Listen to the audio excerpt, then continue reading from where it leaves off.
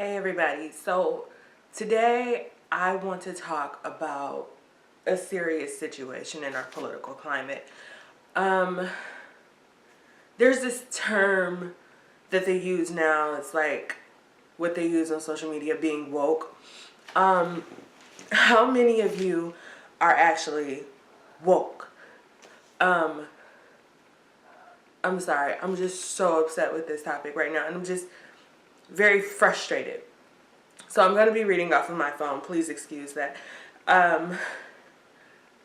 These scenarios that you see on social media, the black students sleeping in the dormitory or whatever, the common room, that's what it is, and the police being called, the black families barbecuing and the police being called, or just the Waffle House incident and the Starbucks incident. All of these things happen, and people on social media, they're just like, this is okay, or this is deemed acceptable. Well, we have the power to change that.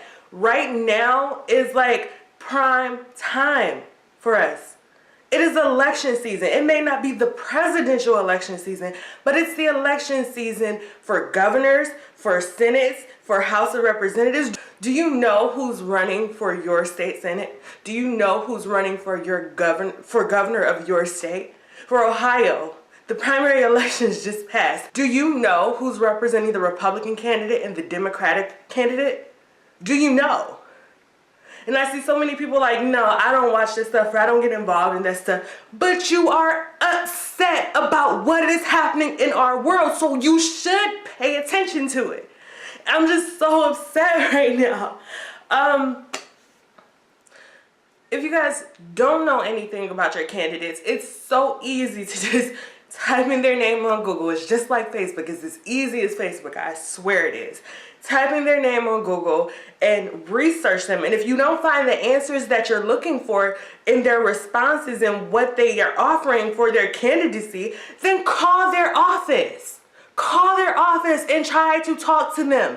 You're probably not going to get through, but you're calling and you're putting pressure on them. Go to their rallies. Ask them questions. I had a professor in college, and he was the absolute worst. I mean, the first day of class, he was just like he was the worst. He was rude, he was mean, he called us idiots. He was just horrible.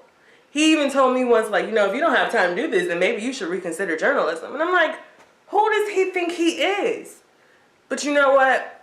He ended up being my favorite professor and my mentor. He's the only professor of mine that showed up at my graduation. And that's because after I got through that stage of disliking him and all of that stuff, I understood that it was just him trying to make us think. Think for ourselves. Come to conclusion by ourselves, not using social media, not using anything that anyone else said, but thinking for yourself. Our first assignment with him, we had to, everybody in the class was assigned a representative. And we had to call that representative's press secretary, and we had to question them about if the media was calling them, questioning them about things that are happening right now in America and asking them where they stand. And I was so shocked and so surprised at nobody responded. There were very few people that got through the press secretaries, and the press secretaries answered. Otherwise, even myself included, it was, he's out of the office, or they can't talk right now, or what does this matter regarding, and no one ever got back to us. Because they're not held accountable. They're not held responsible. And it is your job, our job as citizens of America. If you think you have the right to be here, then you have the right to talk to them and call them and ask them. Because you know what? You elect them. We are responsible for electing who is in our office. We are responsible for the laws and the decisions that happen. And if you think something is not okay and our lawmakers think it is okay, you have a voice. You guys, we have to start paying attention to our climate. If you don't want to watch the news, I get it. I get so upset just reading some of this stuff on social media, sometimes I have to turn away from the news. I do. I get it. It's depressing. But this current state of America is depressing. And if we don't do something about it, if we don't vote for people, if we don't ask questions, we don't hold these politicians accountable, then it's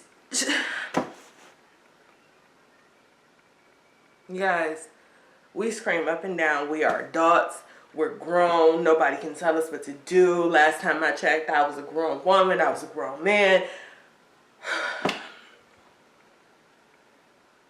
I understand if you don't vote or you don't get involved in political things for religious reasons or something like that. But just to be out here and just sit here and not take responsibility for not paying attention to what's going on in America because it's depressing, that's not an excuse anymore. It's not.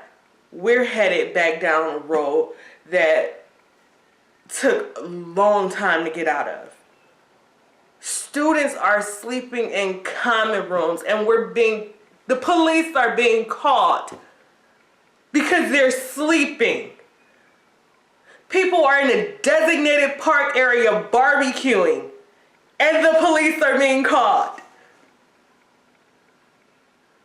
People go to Starbucks to have business meetings and the police are being called.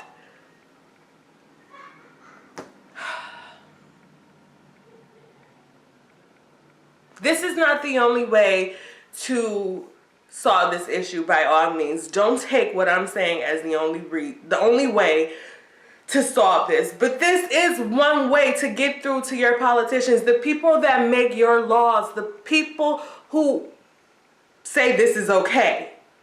And if it's not okay, then you have to question them. This is the prime time because they need us more than they need us.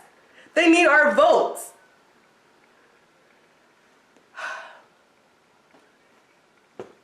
You guys, I'm sorry for my rant, but this is how I feel.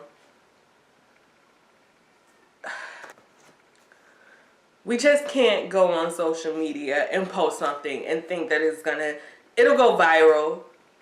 Politicians see it. They probably know about it. Police see it. They know about it. But if nobody is questioning the right people, then what does it matter? Putting it on social media is not going to solve an issue. That's the first step. That's the first step. What comes after that? People say there needs to be a conversation about it. A conversation needs to be had. That is true. A conversation with who? With who? Your neighbor? What are they going to do? With the man down the street, with the man in the store, the man at the gas station? You're having conversations, but what is that going to do? It'll get them thinking. But if they don't vote and they don't decide on their candidates, then what does that matter? You're having a conversation about it. You need to have a conversation with the right people. And if the right people don't want to listen, you put pressure on them. Because their seat is not forever. They have to be voted in. Judges have to be voted in. District attorneys have to be voted in. We have that power to decide who they are. Alright guys, I am done with my rant today. I'm sorry if I offended you. I'm sorry if I upset you. But I am not sorry about my message. So, until next time, bye.